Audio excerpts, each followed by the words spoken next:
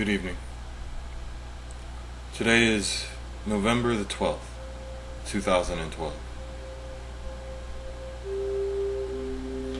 Things are progressing at a involved pace at this point. For me and for the global version of me, for all of us.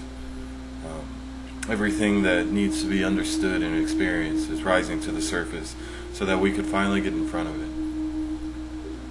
We moved into the blue octave, and blue deals with, in its highest echelon, its core concept is wisdom.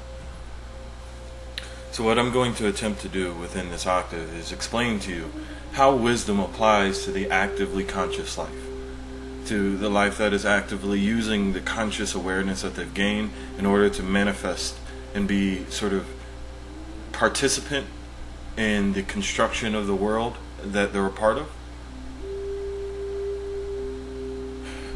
So what I did was I boiled down the concept of blue and I fragmented it to better be able to understand the individual aspects, so that way when I put them together I had a deeper understanding of what wisdom is.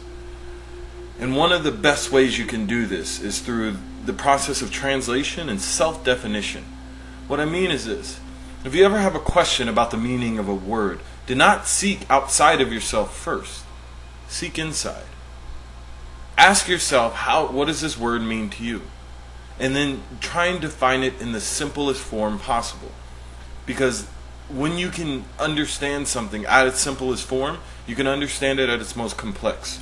So simplicity is the very base concept. This is the foundation concept for functionality. And this whole 3-part series is going to be on functionality.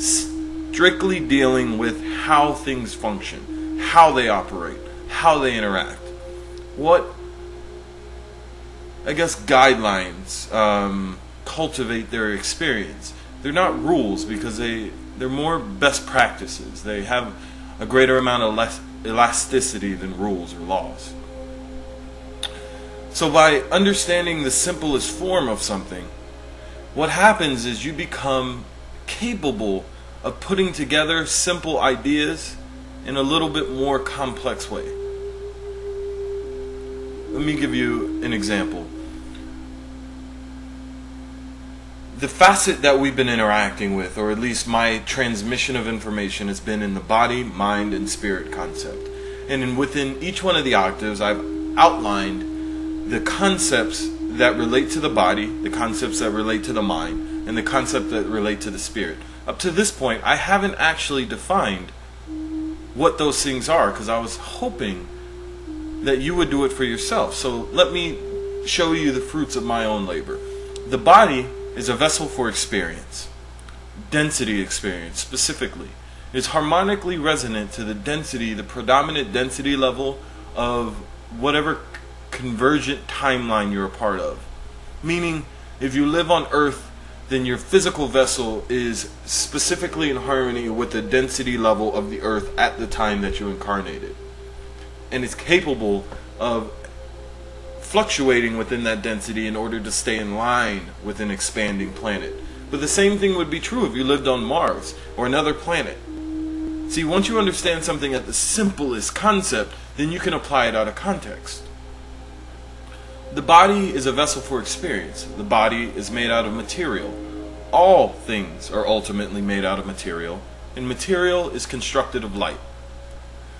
So when you're thinking about the body, never deviate from the reality that it is a light body. It is a body literally constructed of light. So too is the planet. So too is all material, at least that which is in the visible light spectrum and that we interact with in this lifetime.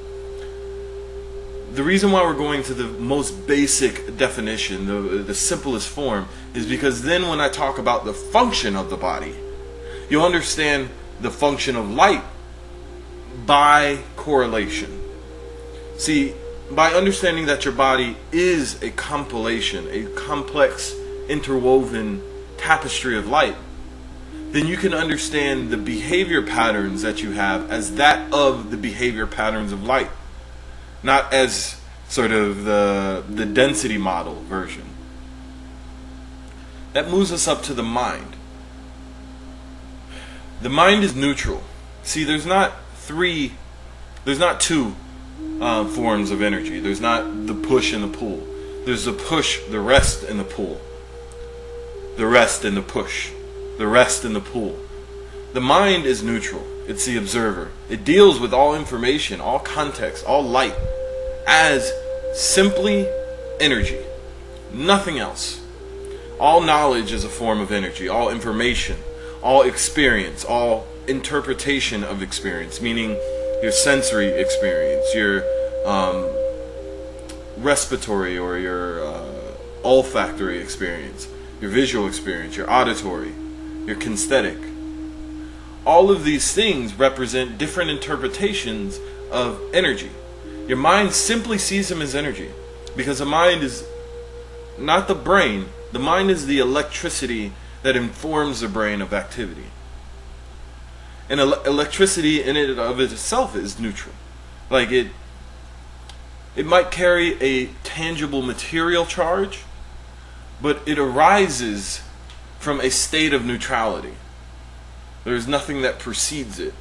It's the direct action that is a result from non-action.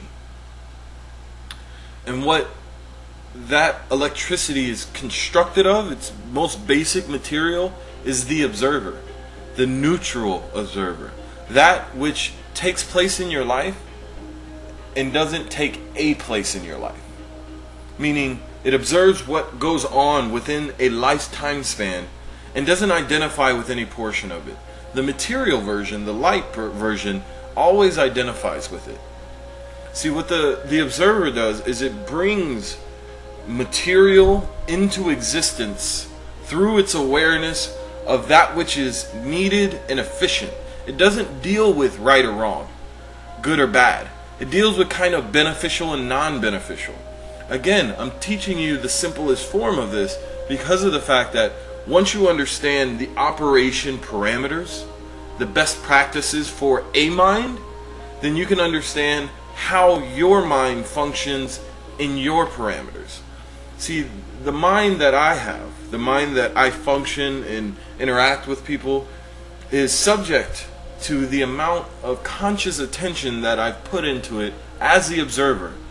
See, I constructed myself from the deepest version out. So first I deconstructed the light body until I got to the mind, just the electricity. And then I deconstructed past that until I got to the silence. And then I looked beyond that, and what I found was the spirit. The spirit is created basically of ether, etheric material. And the best way that I can explain it is this. If you looked at a gaseous cloud that a star is formed from, we call them star nurseries or nebulas. The billowing conscious material with which all things are constructed of would be the ether. The coming together of that etheric material in a specific point of time is constructed by the mind, saying, this is what I want here. And the more that it focuses on that, the more gravity it draws to itself, then that material comes into existence as what we would consider stars. Boom! And then you have a dense version of all of that less dense material. All of that was orchestrated by an active intelligence that knew itself outside of the material that was available for the construction and representation of that self. What your spirit is an intensifier. It intensifies all the experiences that you have by giving you sort of, it's potentiation within each one, sort of granting value assignments to them. And this is where the morality comes in, the good or bad, the right or wrong. Those are intensifiers. They make a neutral experience intimately related to who you are. What I mean by this is when you're doing something that's wrong, the intimacy and the potency of that experience for you is going to be much more intensified than for somebody who doesn't really deal with the nature of right and wrong. For me, for example, if I do something, I don't really consider right or wrong. I consider sort of beneficial to my overall aims or non-beneficial. So the intensity in my life comes from the consequences of those choices, not necessarily the choices themselves.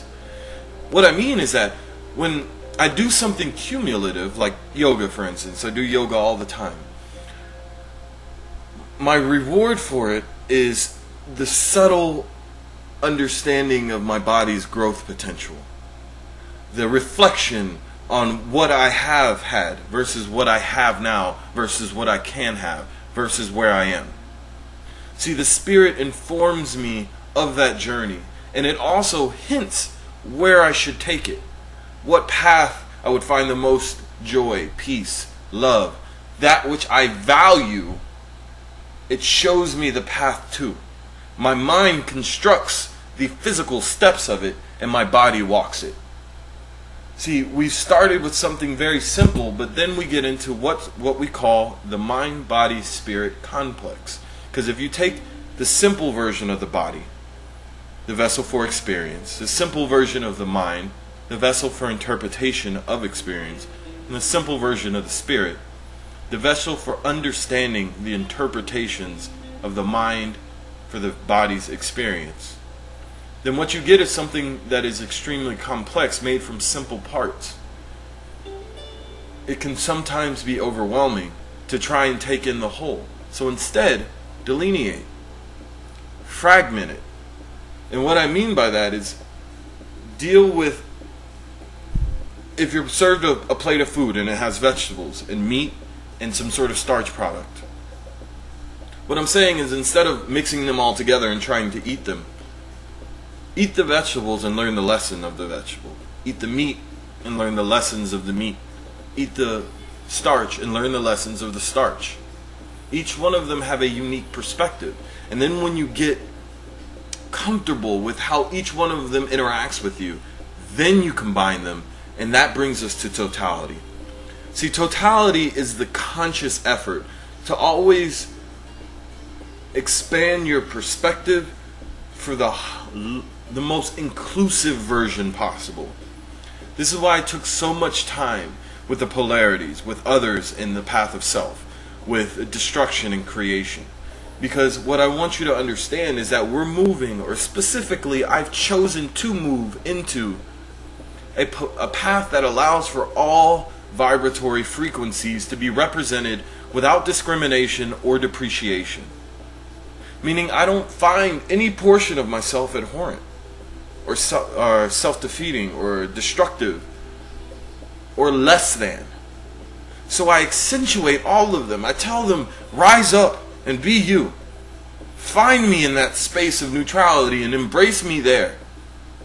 And then the simplicity of their life, I start to add complexity to it. I put my simple body in communication with my simple mind and say, listen, in your simplest form, learn how to communicate in a way that each will understand. And then once they've done that, I'll disconnect my mind and my body, and I'll say, mind and spirit communicate. Body and spirit communicate. Then when I'm ready, mind, body, spirit communicate. Then I say, communicate with each other, and I will observe as a totality that can understand all of the languages you speak and uniquely translate for all of you. See, when you start with a simple base, the application for complexity is infinite. You can literally, with your imagination, reconstruct the material, the density models, any way you want. That's how you manifest your reality. What I'm giving you is the physical steps for magical manifestation. I told you before that the simplest form of the body, of material, is light. The simplest form of consciousness is sound. Or not the consciousness, of construction of material, direction is sound. The consciousness is the neutrality that makes all of it possible. Find your own stillness, and then you'll find all of the movement as well. I love you, and I'll see you soon. Bye.